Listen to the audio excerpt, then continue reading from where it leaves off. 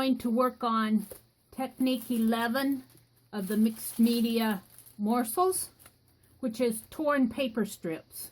I did that for the cover of my second journal. I want to show you my next 3 sketches in my little sketchbook that I'm doing faces in. I just enjoy doing these faces. I do them offline. There's no process video with that. I just do them while I'm sitting on the couch.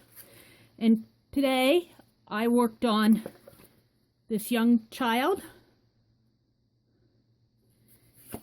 And this is a younger child. This is more of a baby face. And I worked on this fellow. So what I'm going to do for the torn strips technique, which is very easy, I got these from a swap in Crazy Island Family, where we swapped little matchbooks, and inside of the matchbooks were collage papers. And I've been using these on my arcads, but I went through and I sorted out, and I found several colorful pieces that I can tear into strips for my pages. So this is a pretty simple technique. All you do is tear paper strips. And when I tear a napkin such as this was sent to me, I believe, by Ann Williamson. And it was in one of those little matchbook collage sets. But I fold it several times, so I have about 1 inch. And then it's just so much easier to tear across. You might, on this, you might have to get it started with a scissors. Get a little start there, and then just tear that way. And that way you do all the tears at one time. And when you're tearing something thin like napkins or tissue paper, it really works. So I'm going to go into fast forward and do my 2 pages for my volume 2 Mixed Media Morsels. Let's see what happens.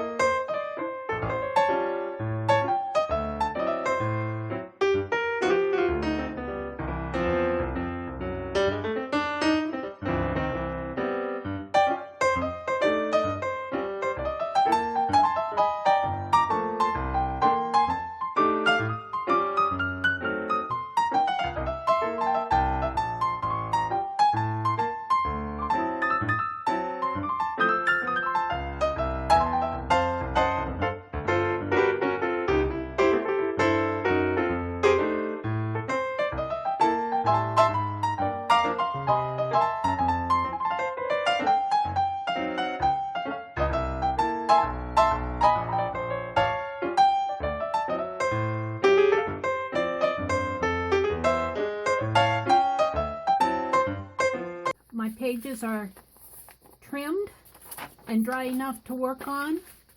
I also made a little index card that I'm going to use for technique card. I think in this volume 2 I'm going to make my technique cards, if I can, match the technique. So I'll be putting a little transparency across there. Now I think the last thing that Cat Hand did on her pages was use the fine liner to put some decorations on here.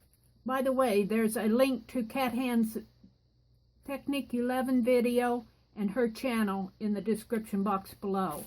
I'm going to go ahead and put some decorative elements on here with my black FineLine Paint Applicator, and then I will be finished.